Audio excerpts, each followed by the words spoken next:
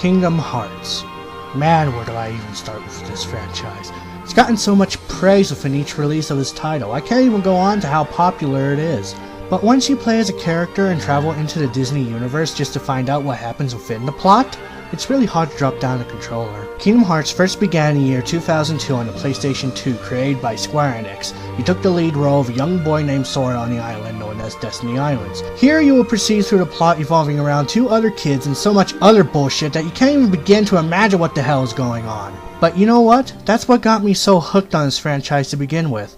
Regardless, the first game I've played that got me hooked on this franchise was Kingdom Hearts: Chain of Memories for the Game Boy Advance. It was a fun and pleasurable game for it being on the Game Boy Advance at the time. However, we aren't here to listen to my history with the game. We are here to review the recent game that came out on the Nintendo 3DS, Kingdom Hearts 3D: Dream Drop Distance. I really don't know how it got to this name. I really thought it was going to be titled as Kingdom Hearts Reconnect, but I digress. Oh, and also as a forewarning, I will not be explaining the story like I did with my other reviews. I felt it contained too much spoilers that I didn't want to break anyone's interest with this game. The story is what brings out the best within this franchise, and I feel that if I went through with it, it would break the interest of my viewers. So, no spoilers from this point on. Kingdom Hearts Dream Drop Distance was released on the Nintendo 3DS on July 31st of 2012. You take the roles of 2 characters on this game, Sora and Riku. It is just like Kingdom Hearts Chain of Memories, except far different. You advance through the story around 7 worlds based on Pinocchio, The Hunchback of Notre Dame, Tron Legacy, Fantasia, and the 3 Musketeers, all while locking the 7 sleeping keyholes as Sora and Riku. The events in this game all take place within Sora's dreams, which means we take on a new variety of enemies known as Dream Eaters. Don't worry, not all these adorable freak of natures are your enemies, because you also get to team up with 3 of them throughout your journey. Thanks to these creatures, we are introduced to yet another fun distraction from the main game known as Spirit Training and the Flick Rush. With this you can create a lot of Dream Eaters just as long as you picked up a dropped recipe, found a recipe in a treasure chest, or even buy it from the Moogle shop. But you can only have up to 3 in your party, which is fine. More than 3 would be a chore to keep up with as is. As you create your spirit, you can bond with it by either training with them or by nurturing these cute saps by nudging it, playing a minigame with them, or by petting it. As you bond with your spirits, you gain link points which can be used on the ability board of each Dream Eater you have trained to level up their stats and learn new abilities.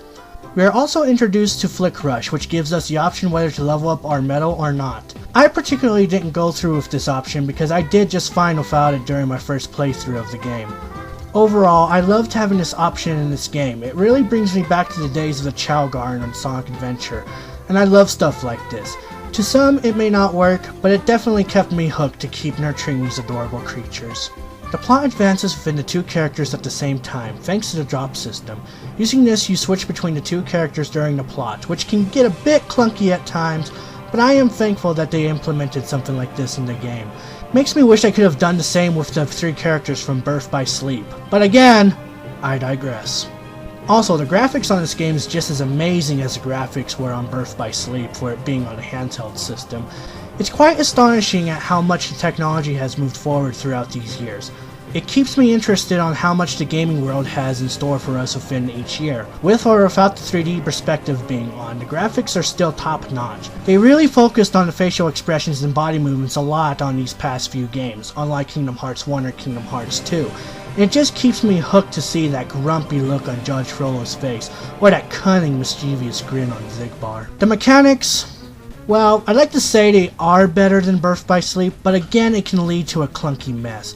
Why did Square Enix thought it was a good idea to use one button to use an item or spell on your command decks? I mean, it's cool that I don't have to worry about my MP dropping below within each spell I use, but would it be so hard to bring back the shortcut menus? It helped tremendously on Kingdom Hearts 1, Kingdom Hearts 2, and even Kingdom Hearts 358/2 days. I find it tedious at times that I have to wait until I'm away from danger to use a specific spell or item. It breaks the immersion as well as my motivation to keep training my characters up. Everything else is fine, but this shit with the press of the button and no shortcut menu really has to stop, Square Enix. We are also introduced to reality shifts. Depending on which world you are visiting, you are introduced to a new one, which really keeps things interesting in the battlefield. Also on the overworld map, you can use the reality shifts to do what you couldn't do on any other Kingdom Hearts game. Jump on walls, grind on rails, hell, even annihilating your foes to a pulp for massive damage, which is always satisfying if you pull it off correctly. The soundtrack is again triumphant thanks to the trio of composers that are Yoko Shimomura, Takaharu Ishimoto, and Tsuyoshi Shikitu. Each world has its own overworld theme and its own battle theme when you go against the Dream Eaters. This is how each RPG game should be. It keeps me hooked and looking forward to the next battle that follows when I progress in the world.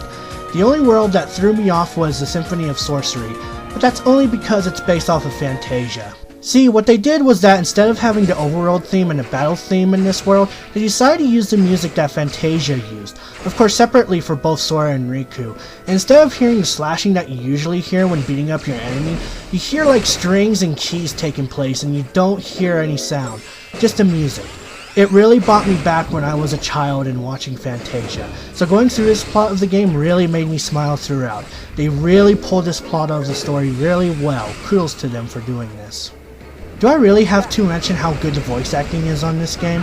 It's pretty much just as magnificent as any other games leading up to this game, with returning original actors that did Judge Frollo, Ursula, and Maleficent. I love how they got the original actors for the most part to take role of the characters, and they each pull it off very well as expected in a Kingdom Hearts game. These are just some pretty strong pros for the game I'm reviewing, but that's because I didn't get to the cons of this game.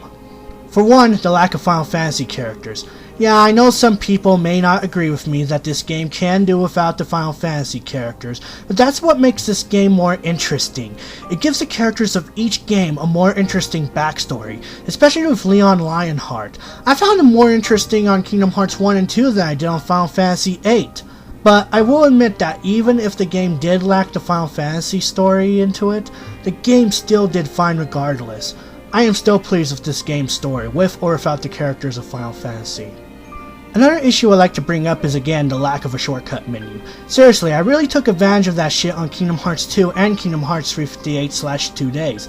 It kept me focused even if I had to press a few button combinations to get what I want. It's how the battle system should have been throughout the franchise, but thanks to Birth by Sleep, the immersion is forever ruined for that shit. I'm sorry if I'm beating a dead horse here, ladies and gentlemen, but that's just honestly how I feel. Overall, this game is definitely worth the buy for the Nintendo 3DS.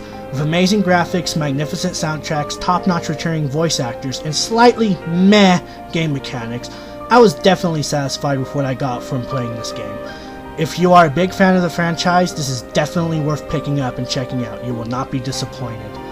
With that said, I am the Blue Hedgehog 2010, and as always, happy gaming, my friends.